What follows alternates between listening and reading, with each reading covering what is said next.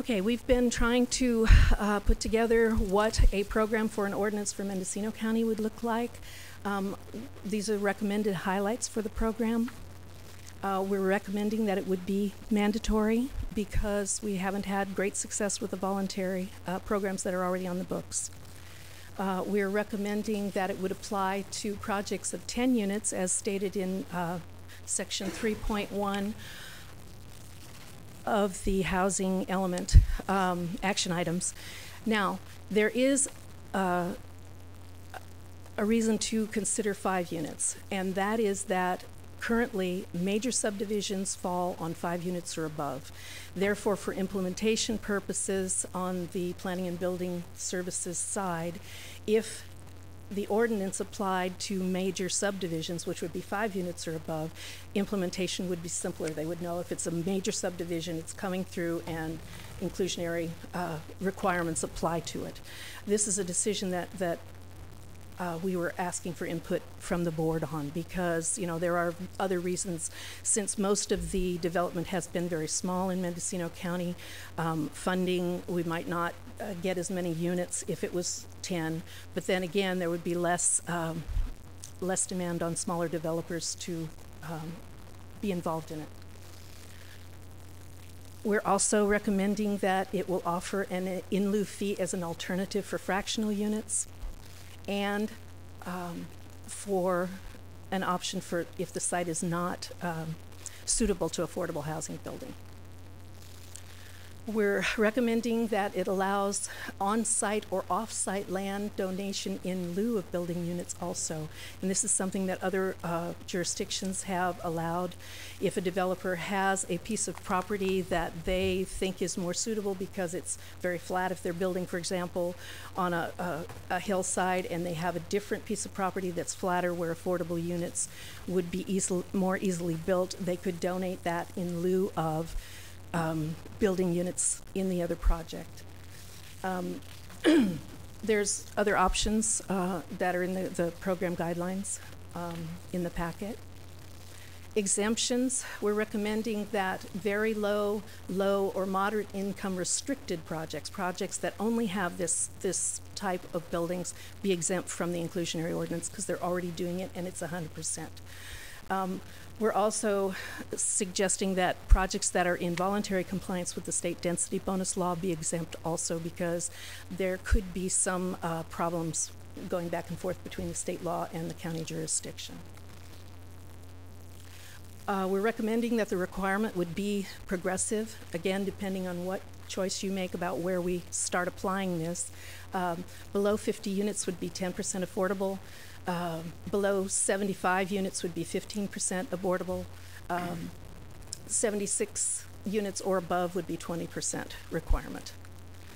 The density bonus would also be progressive. We suggest up to 50 units, 20%, up to 75 units, 25%, 76 or more up to 30%, and then there's an option under the state density bonus law for an increase in percentage to equal an increase in density bonus up to 35% maximum. And we suggest that we put that also in our ordinance.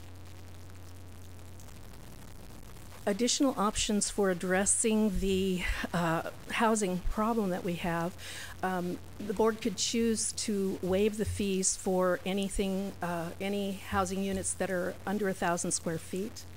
And that would be an emergency measure that would be adopted to address the affordable housing shortage. In order to do that, we would have to set a hearing to amend Resolution 05094, which is the resolution that set the building and planning fees. And if you choose to do that, we could go forward with that. Other things that the board might want to do with the ordinance would be to apply the ordinance at the subdivision stage. This is a little more complicated. It has to require a deed restriction that would go forward, and the implementation about that is discussed in Section C under the compliance procedures in the program guideline. And that's another option. When we get to looking at a draft ordinance, we can discuss it a little further there. And that's the end of the PowerPoint. So trying to look at incentive-based programs, I was told about Tuolumne's ordinance, Tuolumne being another very rural county, and that they've been working for 5 to 6 years to get an inclusionary housing ordinance put together. And what they did, they had, similar to our background, they had a housing task force. The task force made recommendations. They went round and round in both public meetings and private settings. And the planners that I spoke to said that they really didn't get much of anywhere until the developer community themselves came forward with a draft ordinance. And when that happened, the developers brought forward a draft ordinance. It was presented to the board. The other stakeholders, the affordable housing advocates and the housing task force then got together with that developer community, and they went over it and they produced a unit that they called an ordinance that was generated by interested parties. And they brought that to the board and offered it to the board as an alternative. What the board ended up doing was taking all the recommendations in that, and the final ordinance that you have in your packet was developed in that fashion. The developer community recommended it, the housing task force folks got in there and put in their input, and the board accepted everything at the end. They now have an adopted ordinance. And they also have builder buy-in. Their builder community is on board with what they've had. So what I decided to do was to try to look at their ordinance as a jumping off place for us. And so I've taken that and tried to adapt it as a draft, extremely draft ordinance that might work for us. And that's what you have in your packet. And if you want to take public input at this point, it might be a good time. Okay, thank you, Diana. Any comments from the board at this point? Supervisor Delaware. Thank you. Ms. Hershey, you mentioned the county's density bonus, which is voluntary, has been on the books since 1987. Could you summarize that quickly for us? What does that entail? What incentives are there? There's not a lot of incentives. There's a percentage that if you include a certain percentage in your development, then your density increases.